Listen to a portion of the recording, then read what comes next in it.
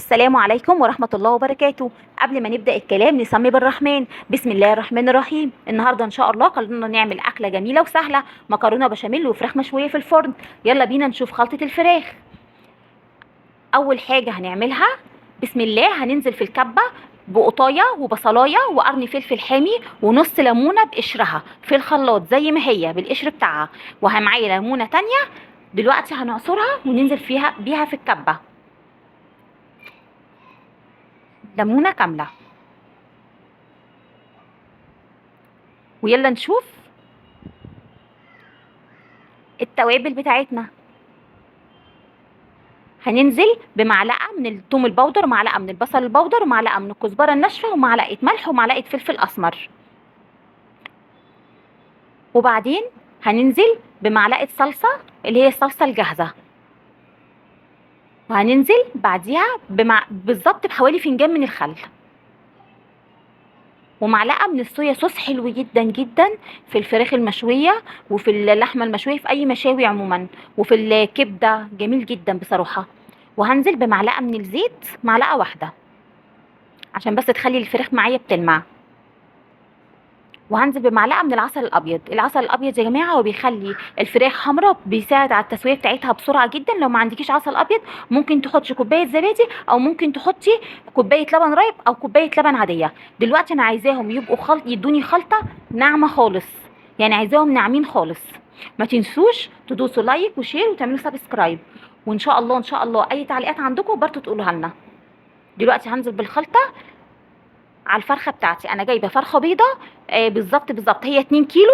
انا مقطعاها مش 8 قطع، مقطعاها اكتر من 8 قطع، يعني حسب ما تقدري تقطعيها بالسكينه بتاعتك. وصلت معاكي ل 10 ل 12 قطعه، كل ما تقطعيها قطع صغيره كل ما تبقى احلى، وبتساعد على التسويه بتاعتها ان هي تبقى سهله وسريعه. هتبلها دلوقتي حلو جدا. هخلط الخلطه، هحاول ادخل الخلطه في الفراخ جامد على قد ما اقدر بايدي وانا بقلبها. والفراخ حاولي الفراخ بالسكينه كده تشرحيها، يعني تفضلي تشرحيها بالسكينه على قد ما تقدري، تعملي فيها فتحات عشان الخلطه تدخل فيها. الفراخ دي انا هغطيها وهسيبها في التلاجة لمده ساعتين. بس انت عندك استعداد ان انت تعمليها قبلها بيوم برضو بتبقى جميله جميله جميله وتبقى خطيره جدا. بس لو مستعجله ممكن تعمليها، لو انت يعني اضطريتي ان تعمليها في نفس اليوم سيبيها لمده ساعتين في التلاجة، هتديكي نتيجه حلوه جدا. ويلا بينا نشوف هنعمل ايه. اهو بعد ساعتين انا طلعتها من التلاجة، هرصصها في صينيه. وعلى فكره انا مولعه الفرن على درجه حراره 200، ولما احطها في الفرن هحطها على الشبكه في النص، مش هحطها من تحت خالص، لا انا هحطها على الشبكه في النص.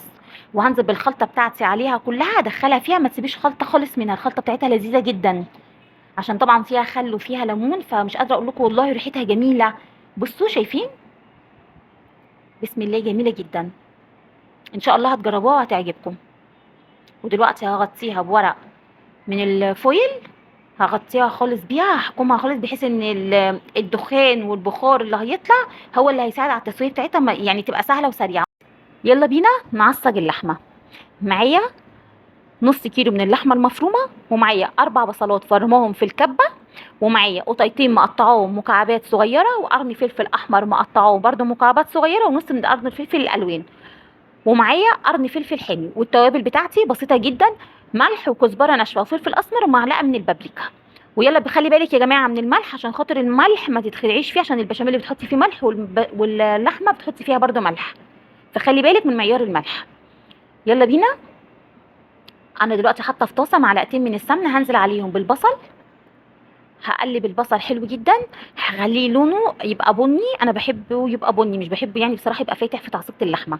وعندي حله من الميه بتغلي، مش حاطه فيها اي حاجه خالص. هنزل بكيلو من المكرونه الاقلام.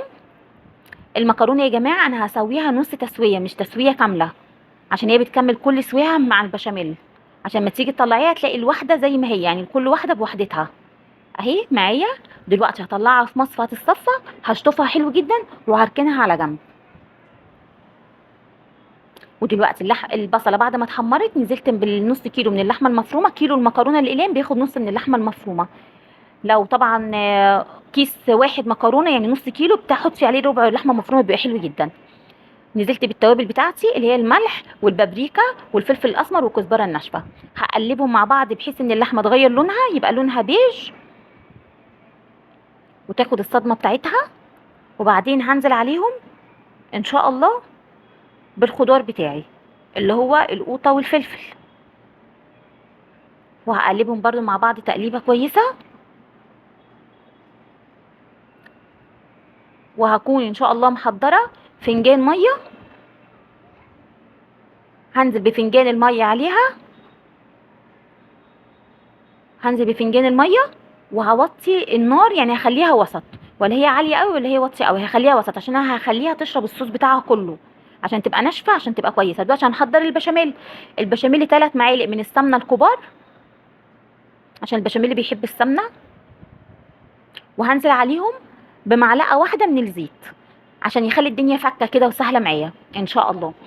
هقلبهم حلو جدا لغايه لما يفكوا ويتقطعوا، وهقوم ان شاء الله نازله عليهم بالدقيق، نكون محضرين الدقيق. ويا جماعه كيس المكرونه الواحد هياخد 7 معالق دقيق، يعني نص كيلو، لو كيلو مكرونه هياخد 14 معلقه من الدقيق. خلاص، بسم الله. ان شاء الله الاكل يعجبكم، ما تنسوش تدوسوا لايك وشير وسبسكرايب، وكل تعليقاتكم ان شاء الله توصل لنا، وان شاء الله وان شاء الله يعني كلنا نفيد بعض. هقلبهم حلو، هخلي لونهم ذهبي، مش هغمقه، لان البشاميل طول ما هو بيبقى فاتح بصراحه بيبقى جميل جدا. هقلبهم حلو، وبعدين هنزل ب2 كيلو من اللبن. كيس المكرونه بياخد كيلو لبن، وهنزل عليهم بسلطانيه قشطه. القشطه دي انا بحوشها، انا بجيب اللبن قبليها بيوم بغليه وبعينه، وبعين القشطه بتاعته بتنفعني في كل حاجه. وهنزل عليهم بمعلقه ملح ومعلقه فلفل اسمر ومعلقه كزبره ناشفه ورشه بسيطه من البصل البودر. وهكون محضره كيس مرقه فوريه انا بحبه، ده اختياري مش اجباري، انت براحتك. وهقلبهم مع بعض حلو جدا بالمضرب، بالمضرب اليدوي، جميل جدا بيسهل الدنيا. وده كله انا معليه العين مش موطيه، لغايه ان شاء الله يعني لما يتماسك ويديني القوام اللي انا عايزه اوصل له. يعني انا هفضل اقلب فيه على البوتاجاز لغايه ما يديني القوام اللي انا عايزه اوصل له بالظبط. بسم الله. يلا نشوف البشاميل بعد ما نزلناه من على النار بقى عامل ازاي، وقوامه وصل معايا لغايه ايه. بصوا، هحط عليه حبه من الجبنه المشلله، عايزه تحطي حطي، مش عايزه تحطي ما تحطيش. لو عندك جبنه موتزاريلا برده ممكن تحطي، لو عندك جبنه رومي ممكن تحطي، انت وراحتك. وهقلبهم حلو جدا. وبعدين المكرونه بتاعتي انا رشيت عليها معلقه زيت وقلبتها، ما شطفتهاش تاني، بتبقى جميله جدا، وتبقى كل واحده لوحدها كده، ما تشطفهاش تاني، نصيحه مني والله. ودلوقتي البشاميل هنقص منه حبه في سلطانيه، وهحط حبه اعمل كفر في الحله اللي هنزل بيها فيها بالمكرونه. هنزل بنص كميه المكرونه، بس الاول هعمل ايه، المكرونه اللي عندي كلها كل الكميه هخلط عليها بشاميل، وهقلبهم كلها كل البشاميل مع كميه المكرونه مع كيلو المكرونه. هقلبها حلو جدا، وهنزل بنص كميه المكرونه، هفردها حلو في الصينيه بايدي عشان خاطر تبقى كلها يعني واصله كلها لكل الصينيه متوزعه حلو. وهنزل باللحمه المفرومه بتاعتي كلها وهوزعها برده حلو، جميله جدا والله يا جماعه، وريحتها جميله جميله جميله، تعصيبه اللحمه جميله بجد. وهنزل حبه بالبشاميل على اللحمه المفرومه، وهنزل بعد كده ببقيه كميه المكرونه، يعني كاني حطيت نص تحت ونص فوق، هو بالظبط كده. وهنيمها بايدي حلو جدا، وهنزل ببقيه كميه البشاميل. طبعا الوش بيحب بشاميل كتير جدا، وبصراحه المكرونه البشاميل كل ما يكون بشاميل لها كتير بتبقى جميله ولذيذه جدا. وهنزل على الوش برضو ببقيه الجبنه اللي عندي، ومولعه الفرن على درجه حراره 180 درجه الفرن، وهحطهم على الشبكه، وهتقعد في الفرن ان شاء الله نص ساعه. ده بالنسبه لفرني انا، لو الفرن عند حد مش سريع ممكن تقعد حوالي ساعه الا تلت بالظبط. وبعد نص ساعه في الفرن، دي كانت شكل المكرونه بتاعتي بعد ما طلعتها. بس على فكره انا ولعت عليها الشوايه في الاخر خالص، ما كملتش دقيقه عشان تحمر من فوق. وتعالوا نشوف الفراخ بعد ما طلعتها بعد ساعه من الفرن بالظبط. وهو يا جماعه شكل الفراخ جميله جدا وريحتها جميله جميله جميله. ان شاء الله يكون الاكل عجبكم. وهو الاكل بعد ما حضرته يا رب يكون عجبكم وتكون طريقتي كانت سهلة عليكم، ويا رب يا رب اكون كنت لذيذة معاكم، وان شاء الله ان شاء الله تجربوه وان شاء الله يعجبكم. والسلام عليكم ورحمة الله وبركاته.